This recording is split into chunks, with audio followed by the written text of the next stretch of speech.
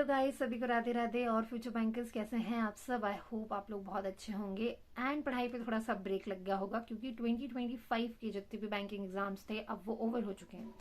तो यहाँ पे जो मैं ये वीडियो बना रही हूँ, I know after a long time मैं ये वीडियो बना रही हूँ एंड अपडेट देना चाह रही हूँ कि मैंने क्लर्क में जो प्रीलिम्स है आरआरबी क्लर्क में उसमें कितना स्कोर किया था और आरआरबी क्लर्क मेंस मेरा कैसा गया है। तो चलिए शुरू करते हैं वीडियो, फिर किस बात की देरी है। और हाँ, एक सजेशन और वीडियो शुरू करने से पहले, देखो यार, ये साल तो निकल गया, हो गए सारे एग्जाम्स, अभी तक कुछ भी नहीं हुआ है। मैं भी निराश हूँ। अब मैं भी वेट कर रही हूँ कि हाँ, अब तीनों जो एग्जाम्स हैं उनके रिजल्ट आ जाए, उसी पर टिके हुए हैं अपन, ठीक है। लेकिन पढ़ाई नहीं रोकनी है। एक दो दिन ब्रेक लो, चलेगा, ठीक है चलेगा, लेकिन हमें रेस से बाहर नहीं होना है। पढ़ाई कंटिन्यू रखिए, भले ही 2 3 4 घंटे निकालिए या फिर 2 घंटे सुबह, 2 घंटे दोपहर में, 2 घंटे शाम में, इतना ही पढ़िए, लेकिन पढ़िए, है ना। मतलब ये उनके लिए जो ऑलरेडी सारा सिलेबस वगैरह सब खत्म कर चुके हैं और सिर्फ उनको प्रैक्टिस ही करनी है। बाकी जो बिगनर्स हैं उनको तो शुरू से ही सब चीज़ें अभी से ही लग जाना चाहिए पढ़ने के लिए, क्योंकि एसबीआई क्लर्क वगैरह और एसबीआई में हमें पता चल रहा है कि इस बार बम्पर वैकेंसीज आने वाली है। हवा तो ऐसी उड़ती हैं हर साल, बट देखते हैं, क्योंकि पिछले साल तो ऐसा कुछ नहीं हुआ था। उससे पिछले साल हाँ अच्छी वैकेंसीज आई थी, और इस साल देखते हैं 2026 में क्या होता है। तो चलिए बिना टाइम अब वेस्ट किए मैं आपको सबसे पहले बताती हूँ कि आरआरबी क्लर्क प्री में मेरा स्कोर कैसे रहा था। तो स्कोर मेरा, मैं एमपी से हूँ, एमपी में I think if I am not wrong तो 69 समथिंग कुछ कट ऑफ गया था। मैं श्योर नहीं हूँ अभी कि कितना कट ऑफ गया, तो सॉरी अगर कुछ गलत बोल दिया मैंने। और मेरे जो मार्क्स आए थे वो 71.50 आए थे। एंड मैं जो अटेम्प्ट करके आई थी वो 72 थे। और मैंने वीडियो डाला है, मुझे एग्जैक्ट याद नहीं कि कौन सी शिफ्ट थी, कौन सा डे था, लेकिन मेरे दिमाग में जब मैंने पेपर दे दिया था उसके बाद मेरे दिमाग में चल रहा था कि मैथ्स थोड़ा सा टफर साइड था, क्योंकि पिछले साल मैं मैथ्स में और अच्छा करके आई थी, लेकिन इस बार मैथ्स थोड़ा सा उनने थोड़ा सा अजीब सा पूछा था। मतलब आरआरबी क्लर्क के हिसाब से वो अच्छा मैथ्स था, क्योंकि उसमें टाइम लिमिटेशन होती है और क्वेश्चंस काफ़ी रहते हैं, है ना। तो उसके हिसाब से वो अच्छा क्वेश्चन, मतलब अच्छा मैथ्स था। और मैंने बोला भी था उस वीडियो में कि मैंने 32 ही अटेम्प्ट किए हैं, लेकिन इससे पहले मैं अच्छा करके आई थी। तो और उसमें एक क्वेश्चन गलत भी था मेरी शिफ्ट में। तो हो सकता है नॉर्मलाइजेशन का कुछ इफेक्ट हो, क्योंकि मैथ्स में मैंने 32 क्वेश्चन अटेम्प्ट किए थे और मुझे 34.75 मार्क्स उसमें मिले हैं। एंड रीजनिंग में मैंने 40 अटेम्प्ट किए थे, मे बी कुछ गलत कर दिया होगा मैंने, तो 36.75 मुझे उसमें मिले हैं। तो ओवरऑल मेरा जो स्कोर बना था वो 71.50 था। ठीक है, मैं पहले तो खुद ही सर्टेन नहीं थी कि मेरा निकलेगा कि नहीं निकलेगा, क्योंकि मुझे लग रहा था 72 से एमपी में जनरल कैटेगरी से आरआरबी क्लर्क प्रीलिम्स क्रैक करना थोड़ा सा टफ हो सकता है। लेकिन ठीक है, अब राधा रानी कृपा निकल गया था तो मेंस भी दे दिए। अब चलिए मेंस की बात करते हैं। और मेंस में मैं सबसे पहले बात करूंगी जिस सब्जेक्ट ने मुझे सबसे ज़्यादा डिसअपॉइंट किया है, and that is current affair. नहीं, current affair equals to GK. मतलब क्या हो गया यार बैंकिंग में इस साल, तो मतलब बिल्कुल माहौल सेट करके रखा है लोग खौफ में कि क्या पूछ रहे हैं ये लोग यार। क्योंकि देखो, मैं 1 1.5 साल से मैं भी तैयारी कर रही हूँ। पहले एग्जाम तो पहले भी देती थी, लेकिन प्रॉपर जो मैंने तैयारी शुरू की है पिछले साल, उससे पहले भी थोड़ा सा सीरियस थी मैं इस चीज़ को लेके।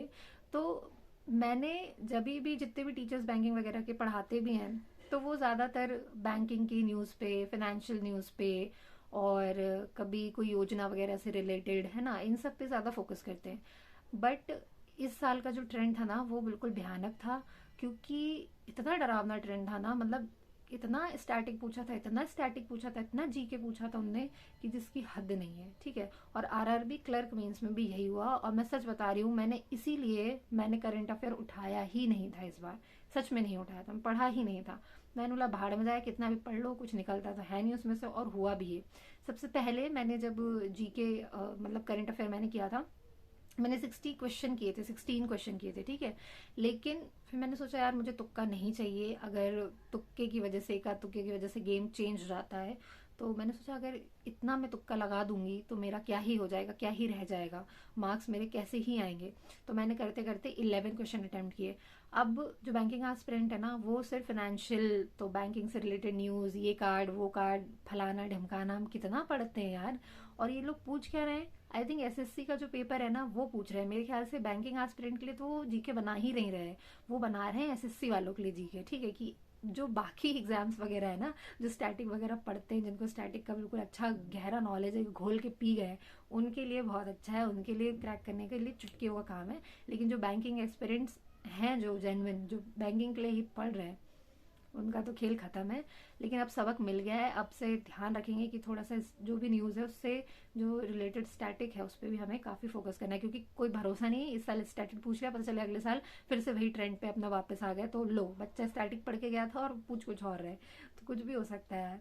ठीक है। और उसके बाद फिर उसके बाद मुझे थोड़ा सा कम अपॉइंट किया था मैथ्स ने, क्योंकि मैथ्स में मेरा इतना अच्छा नहीं गया। मैंने 23 क्वेश्चंस किए हैं मैथ्स में, और मैं कर सकती थी 4-5 क्वेश्चन में और कर सकती थी। क्यों नहीं हुआ 4-5 क्वेश्चन में बताती हूँ। मैंने जब मैथ्स खोला था, मेरा सब सही चल रहा था, एक फ्लो में अर्थमेटिक हुआ, फिर एक की स्लेट हुई, फिर उसके बाद दूसरी एक डीआई हुई थी, जो डीआई अपनी वो वाली थी, डिलीवरी, फूड डिलीवरी वाली, जिसमें 3 कंपनियों के नाम दिए थे, अजीब अजीब से तो नाम थे उसमें।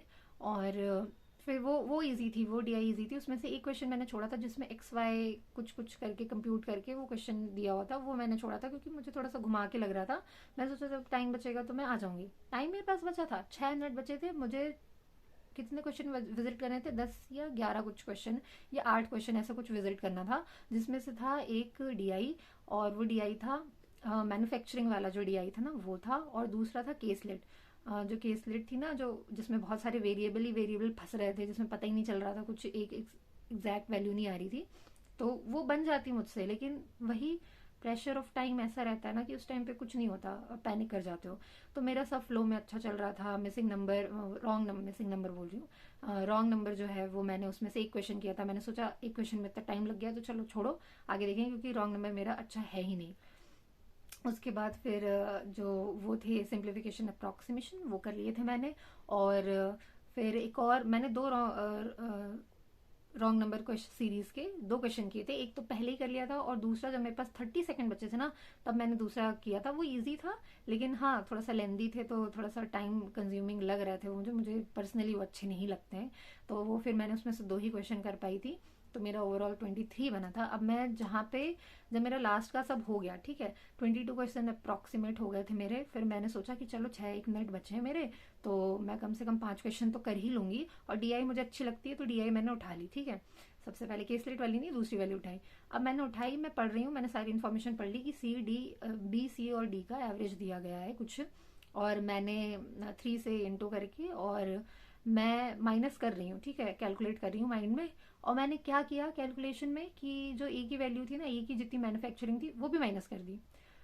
अब मेरे दिमाग में है कि ये बी सी और डी का एवरेज दिया है, लेकिन पता नहीं उस टाइम क्या हो गया था, मेरा क्या मंद बुद्धि हो गई थी मेरी, कि मैंने ए भी उसमें से माइनस कर दिया। अब मैं सोच रही हूँ यार, ये पी का आंसर क्यों नहीं आ रहा, पी की वैल्यू क्यों नहीं आ रही, क्यों नहीं आ रही, इतनी अजीब सी वैल्यू क्यों आ रही है, इतना गंदा फ्रैक्शन कैसे आ सकता है।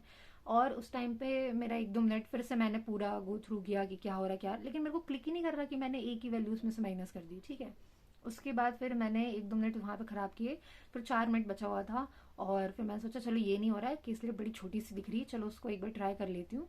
तो मैंने थोड़ा प्रेशर में कामनेस के साथ उसको पढ़ने की भी फिर कोशिश नहीं की, मैं थोड़ा रुक के और सांस लेके समझने की कोशिश नहीं की कि मैं क्या गलती कर रही हूँ। और मैं चली गई केसलेट पे, और जहाँ मैं केसलेट पे गई, मैं वहाँ पूरी केसलेट में अटक गई। मुझे शुरू में ही लग रहा था कि बन जाएगी बन जाएगी बन जाएगी, लेकिन वो आधे, जब केसलेट मैंने पूरी नोट डाउन कर ली, उसके बाद मुझे समझ में आ गया था कि नहीं बनेगी। और उतनी देर में मैं उसमें ऑलरेडी 2.5 मिनट में वेस्ट कर चुकी थी, थोड़ा दिमाग घुसा के उसमें। और मुझे समझ में आ गया था कि मेरे पास अब ज़्यादा टाइम बचा ही नहीं है, तो ये क्या ही बनेगी, मैं कैसे ही इतनी सारी वैल्यू, उसमें वेरिएबल्स काफ़ी आ रहे थे, कैसे सॉल्व करूँगी। बन भी जाती है, लेकिन प्रेशर ऑफ टाइम इतना होता है ना कि क्या करें उस टाइम पे। फिर मैंने सोचा चलो कुछ नहीं, अब धीरे धीरे देखते देखते देखते देखते, हाँ नहीं बन रही है, क्या करें क्या करें। फिर ऐसे विजिट करी थी कि क्या क्या क्वेश्चन छोड़े, तो उस चक्कर में मेरा 1 मिनट और गया। फिर मैंने सोचा चलो मिसिंग नंबर का कुछ देख लेते हैं, तो एक तो मेरे से बना नहीं, दूसरा मेरे से एक बन गया था। तो ओवरऑल मेरे 22 पहले क्वेश्चंस किए हुए थे, और फिर एक लास्ट में मैंने एक मिसिंग नंबर वाला किया था, तो 23 मेरे अटेम्प्ट हुए थे। फिर जब मैंने पूरा पेपर सबमिट कर दिया, उसके बाद जब मैंने बैठी, मैं चुपचाप वहाँ पे, क्योंकि बिठा के रखे थे थोड़ी देर, तब मैं सोच रही हूँ यार वो डीआई क्यों नहीं बन रही थी, पी की वैल्यू क्यों नहीं आ रही थी, जबकि मेरे को डीआई वगैरह अच्छी लगती, मैं मेरे को मज़ा आता है ऐसे डीआई सॉल्व करने में। मुझे एकदम से क्लिक हुआ कि मैं ए की वैल्यू उसमें से क्यों माइनस कर रही थी, तब मुझे क्लिक हुआ। अगर वो उसी टाइम क्लिक हो जाता ना, तो शायद मेरे 4 एक क्वेश्चन तो और हो ही जाते हैं यार एटलीस्ट, ठीक है, पर जब हो गया तो हो गया। तो सीए और मैथ्स मेरा खराब गया है, मैंने इनमें सबसे कम किया है। उसके बाद मैं बात करती हूँ रीजनिंग की। रीजनिंग में सारी चीज़ें मेरी एक फ्लो में होती जा रही थी। फ्लैट एंड फ्लोर वाला जो पजल था मैंने वो छोड़ा था, क्योंकि फ्लैट एंड फ्लोर मेरा इतना अच्छा नहीं है, तो मैं सोचा था कि मैं इसको टाइम बचेगा तो मैं बाद में आके विजिट करूंगी। उसके अलावा जो भी चीज़ें थी सिलॉक्स वगैरह और वो सब मैंने सब कर लिया था, पजल वगैरह कर लिया था। स्टैग वाला पजल था और 9 लोग थे कि कुछ था वो, तो वो मेरे से हो गया था। एक मंथ वाला कुछ पजल था, उसमें शायद कलर्स भी थे, वो भी मुझसे हो गया था। उसके बाद 8 लोग थे, लीनियर सिटिंग अरेंजमेंट में नॉर्थ साउथ दोनों साइड फेस कर रहे थे, वो भी मुझसे हो गया था जल्दी से। और रिलेशन, जो ब्लड रिलेशन था वो भी मुझसे हो गया था, मैं अटकी नहीं थी। लेकिन हाँ, मुझे 30 सेकंड लगे थे सोचने में कि ये हो क्यों नहीं रहा है, रिलेशन स्टैब्लिश क्यों नहीं कर पा रही हूँ मैं। लेकिन एट लास्ट वो मुझसे भी हो गया था, और वो मैंने सबसे पहले वही किया था मैंने, उसमें मैं अटकी नहीं थी।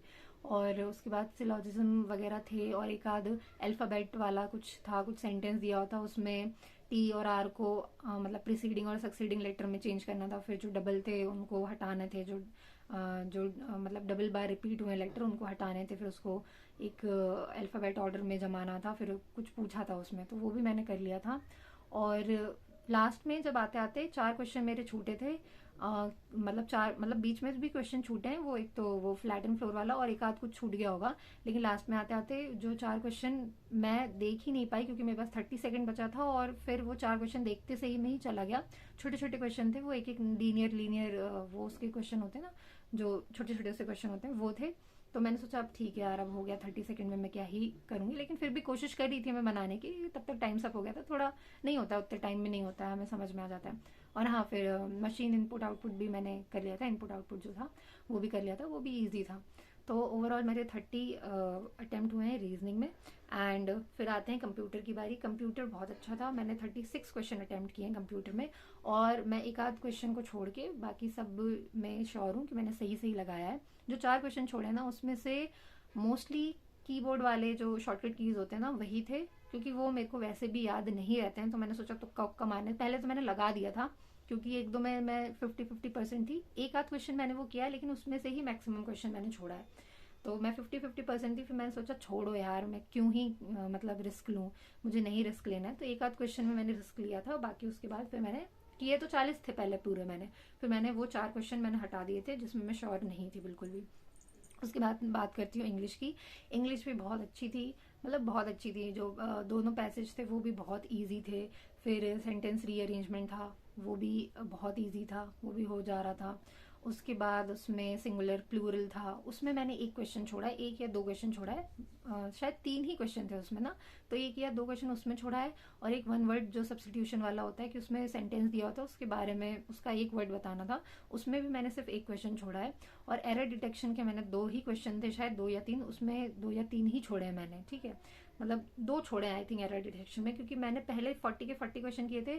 फिर मेरे पास 5-1 मिनट बच गए थे, तो मैंने सोचा नहीं यार, मुझे तुक्के नहीं लगाने। फिर मैंने सारी चीज़ों को रीचेक करके, फिर जिसमें मुझे श्योरिटी थी 90% का रेशियो जिसमें था, वो चीज़ मैंने लगा दी थी। बाकी जिसमें मुझे नहीं समझ में आ रहा था वो मैंने हटा दिया था। एरर डिटेक्शन भी मैंने पहले लगा दिया था, फिर पता नहीं एरर डिटेक्शन को ज़्यादा पढ़ने लगो ना, तो सारी जो गलत किया हमने वो सही लगने लगता है, जो सही किया है वो गलत लगने लगता है। पता नहीं क्या ऐसा होता है, जबकि एरर दिख रहा है, लेकिन मैं पूरा पेपर घूम के करके आके मेरे को भूल जाती हूँ कि क्या एरर देखा था मैंने। फिर उसके बाद थोड़ा सा कंफ्यूजन हो जाता है मुझे बार बार पढ़ के। तो उस टाइम पे फिर मैंने सोचा नहीं यार, मैं तुक्का उक्का नहीं लगाने वाली, मैंने फिर छोड़ दिया। तो ओवरऑल मेरे जो क्वेश्चन हुए हैं आई थिंक 136 हुए हैं। तो बाकी इसमें से जो रीजनिंग है और मैथ्स है वो भी थोड़े से ज़्यादा नंबर के होते हैं ना वो, तो नंबर कितने हुए ये तो मैंने नहीं कैलकुलेट किया है। लेकिन हाँ, अगर मैं एक एवरेज ऑन एन एवरेज कहूँ तो शायद मैं, क्योंकि मेरे को पहले पता नहीं था कि कट ऑफ कितना किया जाता है, मैंने घर आके ही देखा कि कट ऑफ कितना जाता है तो क्या जाता है। तो जो सबसे मैक्सिमम अभी तक कट ऑफ गया है वो आई थिंक 60 गया है आउट ऑफ 100, मतलब 120 हो गया। और जो थोड़ा सा एमपी से जो थोड़ा सा कम गया है वो 55 ही मैं मान के चलूँगी, 50 भी नहीं मान के चलूँगी। अगर इस रेंज में रहता है कट ऑफ तो ठीक है, कुछ उम्मीद है, वरना अगर नहीं रहता है तो कोई ना, 2026 की तो तैयारी कर ही रहे हैं, अब कोई ऑप्शन भी नहीं है ना। लेकिन हाँ, गिव अप तो नहीं कर सकते, करना तो है ही। तो देखते हैं क्या रहता है क्या नहीं रहता है। बाकी आप भी बताइएगा आपका कैसा क्या सब चल रहा है, कैसे जा रहे हैं आपके एग्ज़ाम्स वगैरह, कैसे गए, आपने इसमें कितने अटैम्प्ट किए, कितने नहीं किए, क्या होप है क्या नहीं है। और देखो यार, फ्रस्ट्रेशन होता है क्योंकि पूरा साल निकल गया और होता है ना कि नहीं हुआ, हम फिर से हमने प्रिपरेशन सारी चीज़ें करी थी पर हम कुछ नहीं कर सकते, हमने कहीं ना कहीं कुछ ना कुछ छोड़ा होगा इसलिए तभी नहीं हो रहा है। तो उस पर वर्क कीजिए, ये सब फालतू की बातें मत सोचिए, ये सब फालतू की बातें जीवन भर चलती रहेगी कि पास चीज़ों को लेकर रिग्रेट करना कि ये नहीं पढ़ा वो नहीं पढ़ा, जो हो गया सो हो गया। अब जो आ रहा है उस पर ध्यान दीजिए और कंटिन्यूटी में पढ़ाई कीजिए। एटलीस्ट कुछ नहीं तो 4-5 घंटे, अगर आप बिगनर नहीं है तो 4-5 घंटे तो पढ़िए ही पढ़िए, ज़्यादा पढ़ सकते हैं तो वेल एंड गुड, पर 4 घंटे 5 घंटे पढ़िए ही पढ़िए। थोड़ा सा स्ट्रैटेजी में चेंज कीजिए, जो दिख रहा है उसको सुधारने की कोशिश कीजिए, लेकिन गिव अप मत कीजिए, ठीक है? क्योंकि ये तो सोल्यूशन नहीं है, ऐसे तो हम भागते रहेंगे हर चीज़ से, है ना? तो देखते हैं क्या होता है क्या नहीं होता। बाकी रिजल्ट का तो इंतज़ार है ही क्लर्क के, देखते हैं, किस्मत खुलती है तो ठीक है, नहीं खुलती है तो फिर से टारगेट बनाते हैं और क्या, डीट तो है ही हम। तो चलिए नेक्स्ट वीडियो में मिलते हैं, तब तक के लिए bye bye, take care, Radhe Radhe.